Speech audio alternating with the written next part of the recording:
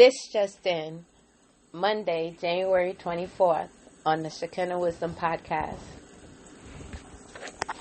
Today, my lovelies, this just came in, and it's about relationships. Let me tell you something. There is no guide to relationships. Why? Because everybody that you encounter are individuals. There are individuals here on your journey to teach you more about who you are. And as you encounter different individuals along your journey, you're going to see life from a different perspective. But it's up to you to extract the lessons through the pain that you are going through. If you find yourself continually to go through the same cycles, then that points to you being the problem more than people external from you. Because people external from us are like beauty mirrors. They show us all of our blemishes and things like that exaggerated so that we can focus on ourselves. And so that we can look within ourselves and begin taking the lead out of the paint. We no longer use lead in paint because we found out it was toxic, so we removed it, right? So we have to do the same things with our minds. We have to remove the toxicity that has been embedded in our minds through the countless programming that we receive from different sources at different times, from the time of our conception to the time that I'm speaking to you right now. And you have to be able to filter through all of that, through all of those distractions, to extract the lesson so that you can move on and you're not repeating the same cycles over and over again. How come is it that there are some people that could get into a relationship and it's the perfect relationship and everything goes great?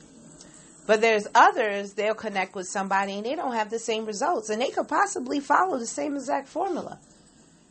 Because compatibility cannot be taught. That is something that is just innate. And when you realize that you're no longer compatible with someone, society looks down on it. Instead of nurturing people and helping them find the meaning in why things did not work out. And a lot of times that goes with us not knowing what we truly desire before we get into a relationship.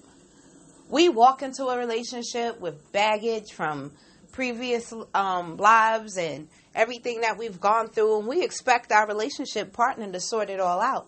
That is not fair at all.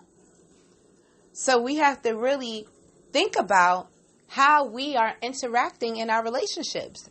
And this comes with business, personal, and familiar. We do it all the time. We have bad relationships with one business owner, and we take that energy to the next person, and not even giving them an opportunity to see if they are on that level. Sometimes we are looking for faults in people rather than looking for what is good within them. Sometimes people are toxic and you see that for what it is and you have to remove yourself accordingly. However, that same toxicity that you see within others, do you see it within yourself? I'm sure you can find it in some shape, form, or fashion. You apply that to yourself, and then you move on. People that tear others down, and they are really insecure themselves. Because if they were so focused on their own goals and what they were trying to accomplish, they would not be able to even speak on such things. And if they're speaking on it, they're speaking on it from what did they learn from that experience. Not in oh, well, I am better than thou because this is the way I conduct myself. And you didn't do that way, so I'm better than you. Someone always could say that about you in some shape, form, or fashion. So why say it to others? It just doesn't make sense. Do the self-work that's required. If everybody spent as much time focused on self-evolution, we wouldn't have half of these problems we have in this world today. The stuff we blame others for, like in my other podcast when I was talking about how we blame the wealthy for being selfish with their spending and Yet we do this all the time when someone asks us for money, or if we're going to support each other's businesses and things of that nature.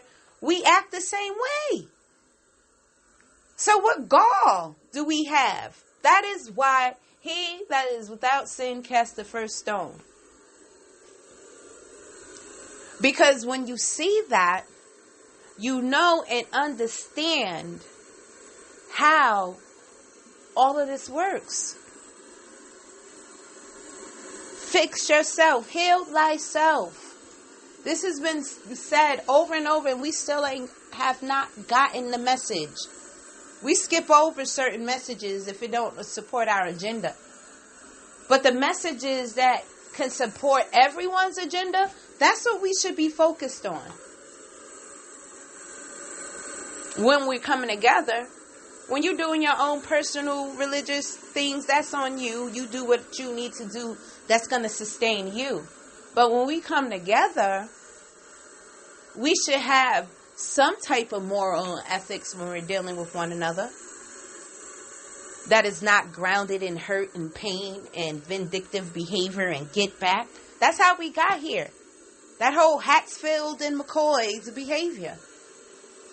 But how do we evolve from here? We know what the problem is. And I just gave you part of the blueprint. It involves self-work. Self-evolution. When you evolve yourself, if everybody did that, like put a concentrated effort into doing that, think about how much greater we will be as people. We have to learn how to grow past these experiences that we have been encountering.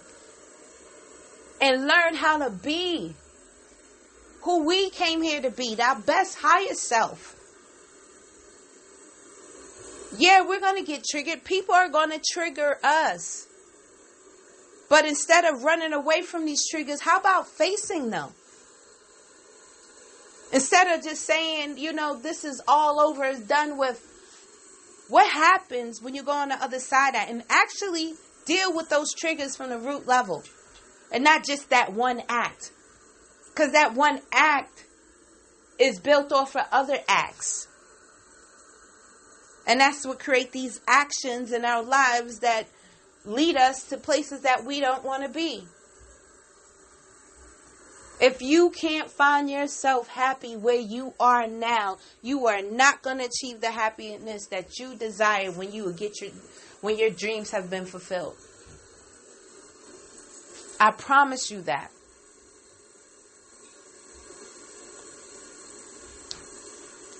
All right, my lovelies, I'm going to leave you on that note. I want you to think about everything that I'm saying to you. Take it in heart. Think about it. Worry about healing the hurt that's within you by going back to that place when you first received that wounding. Where was the first time that you ever felt that you weren't enough? Go back to that place and think about all the people involved. Did you realize that maybe it was that they felt that they weren't enough? Because I know anytime that I have done that in my past, it was because I felt I wasn't enough. Even when people thought I was the most confident and secure and I was tearing people down, it was coming from a place of insecurity. It wasn't coming from a place of true strength and real confidence. That didn't come until later on down the line for me. And that's why I'm sharing my journey with people. I'm not afraid to show you what my blemishes and mistakes were. Because if it can help you not fall in that same ditch that I fell in, so we can evolve together collectively and evolve the collective consciousness, I'm willing to do it. That's what lessons are for. They're teaching tools. And people can't use, like before, people could use those things to hurt me and stab me and things like that until I owned them. I owned my mistakes. I wasn't ashamed of them because I realized everyone makes them. So why should I be more ashamed than the next man of mistakes that we all make? That's where that whole he that is without sin cast the first stone comes into play. On my journey, I took many paths, to get to where I am. But you don't have to take as long to get here if you heed the messages that I leave, the breadcrumbs that I've been leaving you guys on these podcasts. Go back and listen if you missed any. But I want you to be sure that you own who you are. All right. If you want to support what we're doing, you can cash out Unearthing the Truth. But I want you to take this message with you, and I want you to utilize it for your highest good, and not only for you and that of others, and watch how we can evolve collectively.